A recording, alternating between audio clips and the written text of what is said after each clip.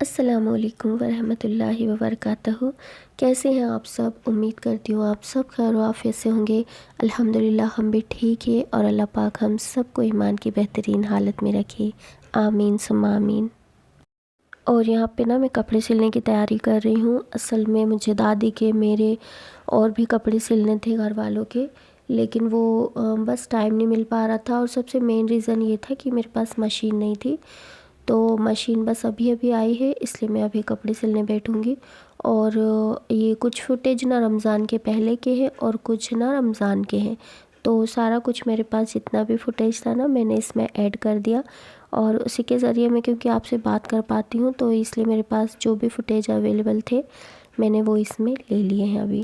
تو فی الحال ابھی میں دادی کا ڈریس تیار کر رہی ہوں۔ دادی ابھی گھر پہ ہے نہیں، باہر گئی ہوئی ہیں، تو وہ آئیں گی تب تک میں سوچ رہی تھی کہ ان کے کپڑے سل جائے، اور رمضان بھی لگنے والے ہیں، تو رمضان میں تھوڑی وقت کی بہت پریشانی ہونے لگتی، ٹائم ملتا نہیں ہے، دوسری چیزوں کو ٹائم دینا پڑتا ہے، تو اس لیے اس میں تھوڑا مشکل ہو جائے گا، اس لیے میں سوچ رہی ہوں رمضان کے پہلے پہلے انشاءاللہ میں سارے کپڑے کمپلیٹ کر دوں۔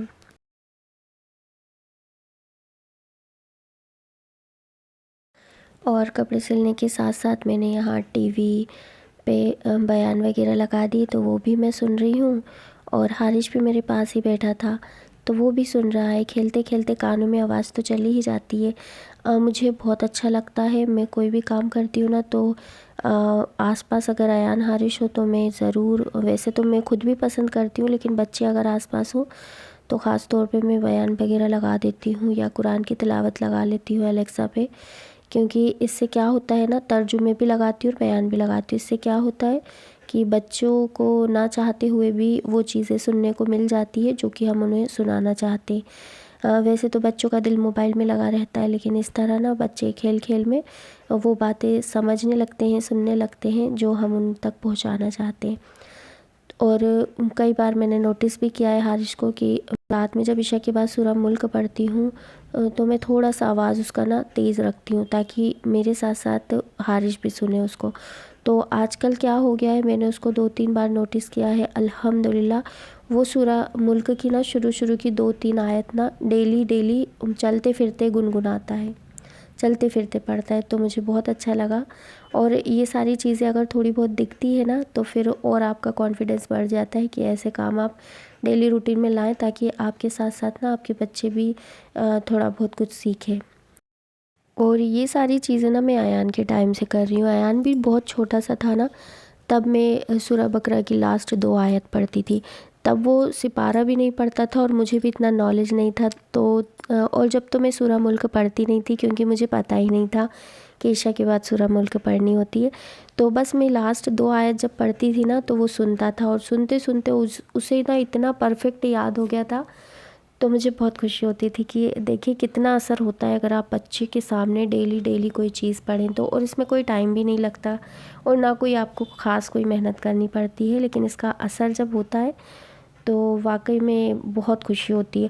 تو بس اسی لیے میں نا اب ایان سے ہٹ کے اب حارث کی طرف ان چیزوں پہ توجہ دینے لگی ہوں، کیونکہ ایان تو اب بڑا بھی ہو گیا ہے ماشاءاللہ، اور اب وہ قرآن شریف بھی پڑھنے لگا ہے، لیکن بس آج کل کے بچے اتنا دلچسپی نہیں دیتے جتنا کہ ہم لوگ دینے کی کوشش کرتے ہیں، ان کا دل زیادہ تر موبائل میں لگا ہوتا ہے یا تو پھر باقی ادر ایکٹیویٹیز میں۔ پھر بھی اللہ سے دعا ہے کہ اللہ تعالیٰ ہمارے بچوں کو نیک اور فرما بردار بنائے، سب سے بڑھ کر دیندار بنائے انشاءاللہ۔ تو بس یہاں پہ صاف صفائی چل رہی ہے، جتنے بھی پردے وغیرہ اور صوفے کے کور یہ سارے سب کچھ دھو لیے تھے رمضان سے پہلے، موسم کی وجہ سے اچھے سے سوکھ نہیں رہے تھے تو پھر ان کو گھر میں ہی جیسے تیسے سکھائے ہم نے، اور پھر سارا ابھی سیٹ کر دیا میں نے۔ اور کمبل وغیرہ بھی ہم نے دھو لیے تھے، بلینکٹ وغیرہ وہ بھی نہیں سوکھ رہے تھے، لیکن پھر موسم اتنا خراب تھا کہ یہیں پہ میں نے ہال میں ہی اس کو نا پھیلا دیا، اور وہ ہال میں رکھے نا سوکھ بھی گئے ہیں۔ آج کل فتنے کے دور میں تقوی اختیار کرنا بہت مشکل ہے، بہت مطلب بہت زیادہ مشکل ہے، کیونکہ جدھر دیکھو ادھر گناہ ہے، جدھر دیکھو ادھر کہیں نظر کا، کہیں بولنے کا، کہیں ہاتھوں سے کہیں پیروں سے، ہر جگہ گناہ ہی گناہ ہے، ٹھیک ہے، ہمارے آس پاس۔ ایسا نہیں ہے کہ گناہ صرف اس دور میں ہے، گناہ ہر دور میں ہوتا ہے، لیکن ابھی جو ہے گناہوں کی شکل بدل دی گئی ہے۔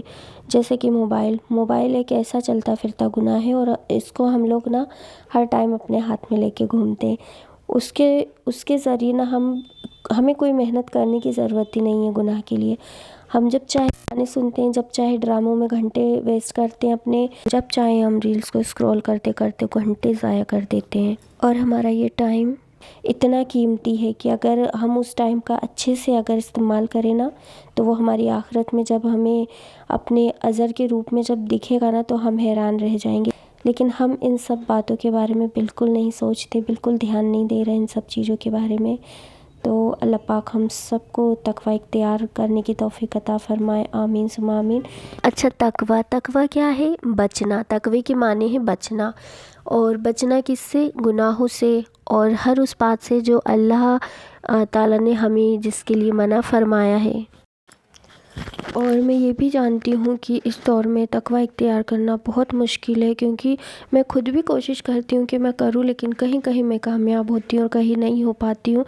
تو کیونکہ ہمارے آس پاس جو لوگ رہتے ہیں ان کے لیے یہ باتیں اتنی میٹر نہیں کرتی۔